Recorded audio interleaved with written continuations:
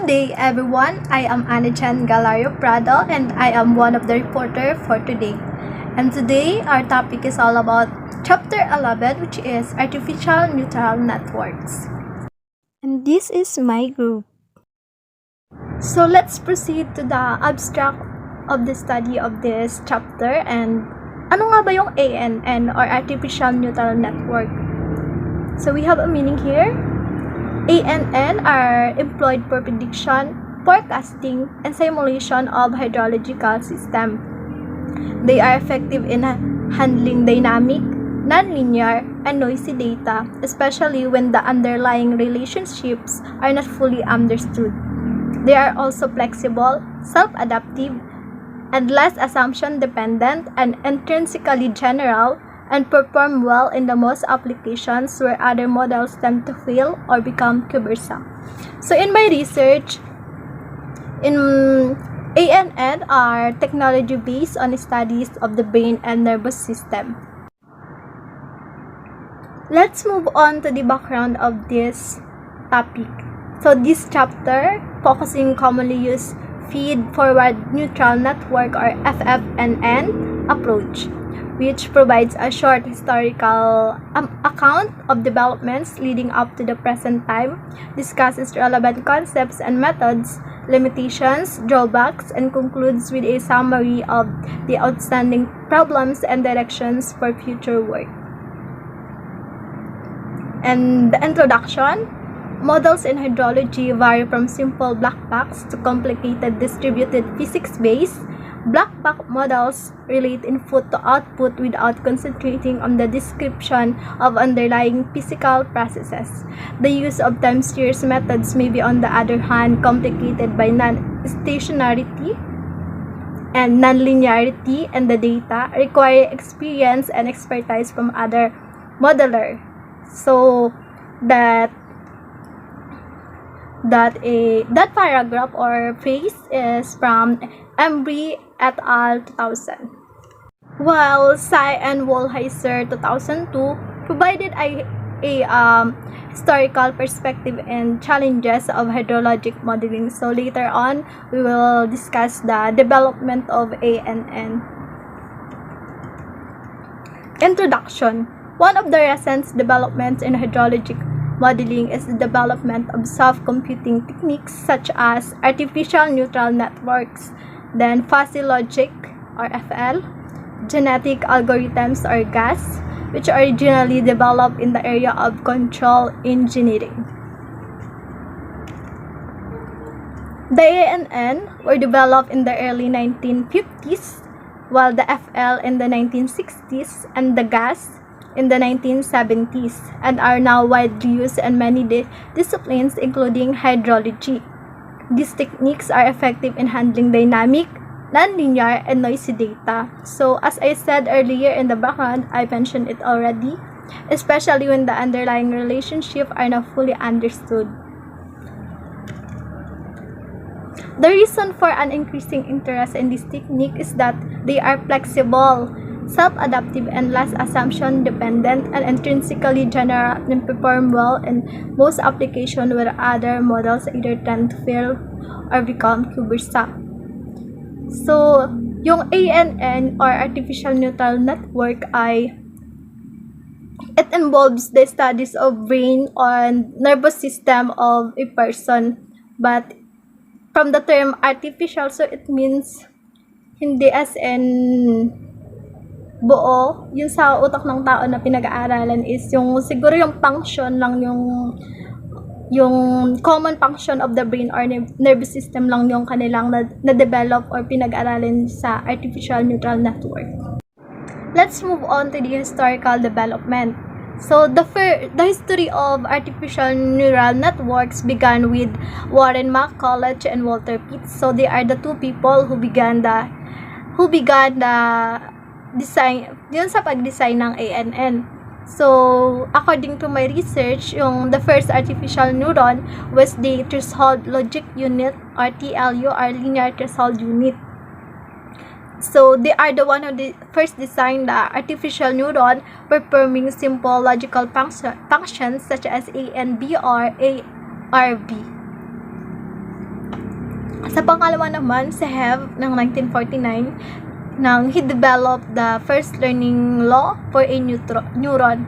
So, I have a research about Hev learning. So, Hebbian learning is a form of activity-dependent synaptic plasticity where correlated activation of pre- and postsynaptic neurons leads to the strengthening of the connection between the two neurons.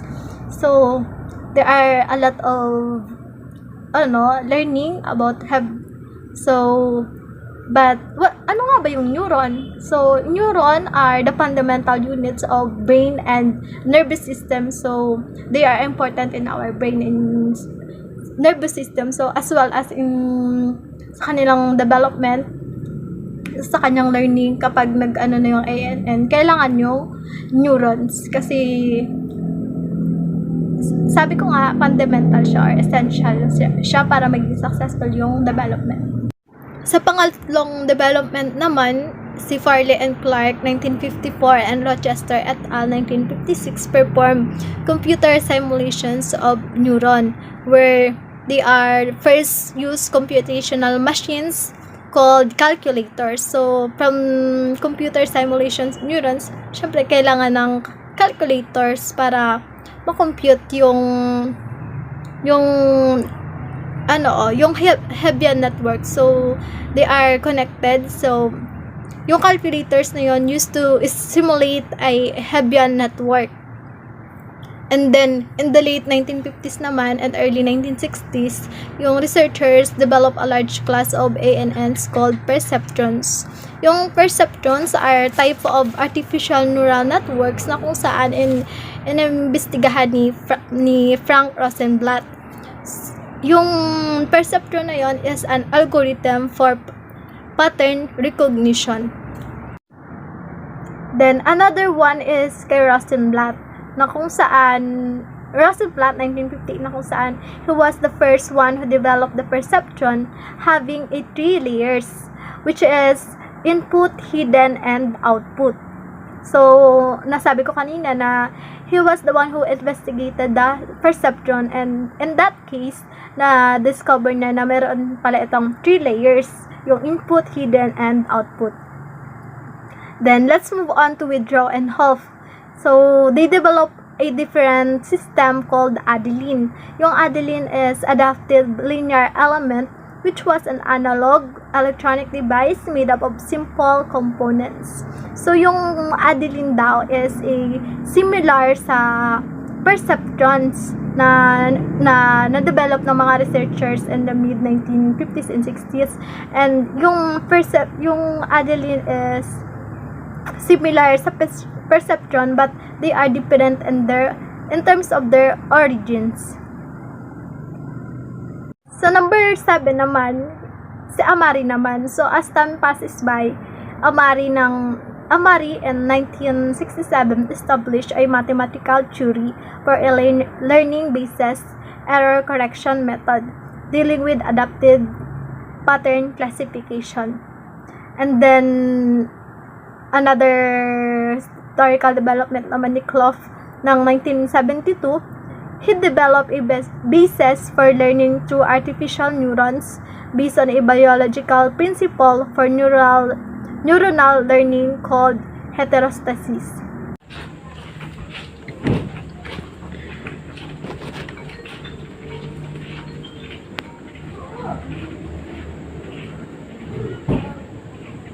So we have here the artificial neural networks, or ANTs, have been inspired from information processing of the biological nervous system, such as the brain, and is a massively parallel distributed processor made up of simple processing unit. So itong artificial neural network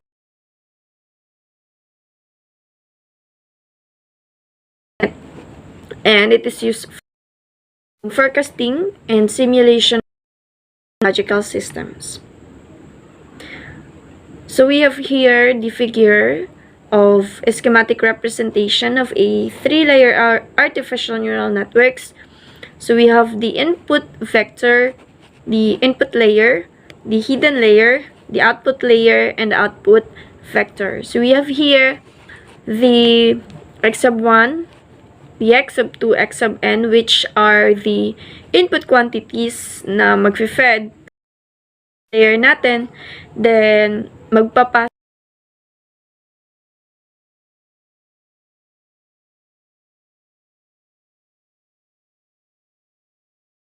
layer ulit, then magiging output quantities na siya or output vector na y sub 1, y sub 2, y sub p. Then, meron tayong bias na BI and PK. So, yung figure na nakita natin kanina ay nagre-resemble siya sa human brain sa dalawang aspeto. Ito ay first, it learns from the experiments and experience, and it stores knowledge through synaptic weights. Artificial neural networks, information processing occurs in many between neurons through connection links.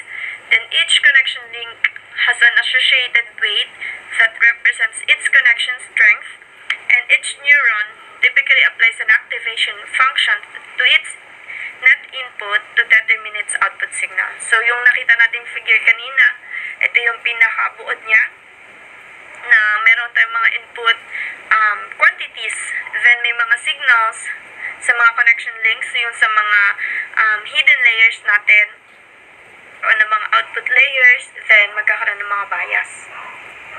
Of the net information kay Dawson and Wilby in 1998, which is the formula ay net sub j is equals to summation ng x sub I, v sub ij, and minus bj. So, yung x sub I natin ay ang x sub I natin, yun yung input quantities.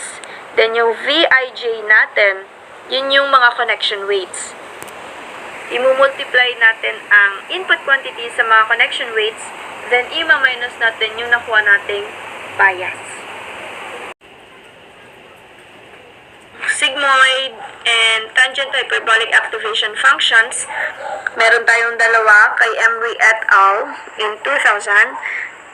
Fnet sub j is equals to 1 over 1 plus e raised to negative net j, or f net j is equals to 2 over 1 plus e raised to negative 2 net j minus 1. Ito ay sigmoid and tangent hyperbolic activation function. First, ang x ay v sub I j. There are no strict rules, although the range for the random values is generally and positive 3. The practical rule is to set the range in negative 3 over n or 3 over n, where n input layer. Generally, data are compressed into 0.1 to 0.9 and into negative 0.9 to 0.9 for the tangent hyperbolic function respectively as T4 2012. So, dito sa untraining and testing, wala siyang strict rules. Pero yung values na nasa input layer is between negative 3 and positive 3. So, input layer. Then, meron tayong kanina, may formula tayo na summation at yung f net j, yun yung sigmoid function and tangent hyperbolic function. Sa sigmoid function, meron tayong kinompress siya yung data into 0.1 to 0.9, and sa tangent hyperbolic function ay negative 0.9 to 0.9. So, these formulas, meron tayong value, x sub I is the corresponding value na in-input natin, and x min is the minimum value of the input set, and x max is the maximum value ng input set. So, meron tayong dalawang formula for sigmoid is z sub I is equals to 0.1 plus 0.8 times x sub I minus x sub min over maximum x minus minimum x. So sa tangent hyperbolic function, we have x sub I is equals to 1.8 times x sub max minus x sub min minus 0.9. The optimal weights are found by minimum a predetermined error function, or E, of the following form, where yi is the component of an output vector y, ti is the component p, p is the number of output neurons, and yung malaking p is the number of training patterns. So, the error function formula is E is equals to summation sub p ng output neurons multiplied by y sub I minus t sub I squared.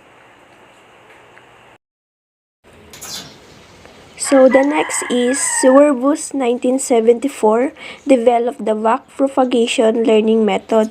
Ang backpropagation learning method ay composed of an input layer, a hidden layer, and an output layer.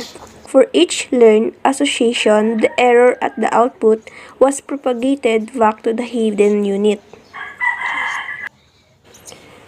So, ito yung example na ginawa ni Suerbus, yung backpropagation learning method.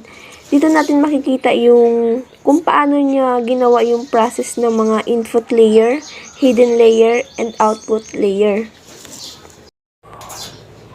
The next is Fukushima in 1975 developed a stepwise trained multi-layered neutral network called cognition for interpretation of handwritten characters. So, si Fukushima daw yung bumuo ng isang stepwise para sa multi-layered neutral network na tinatawag na cognition.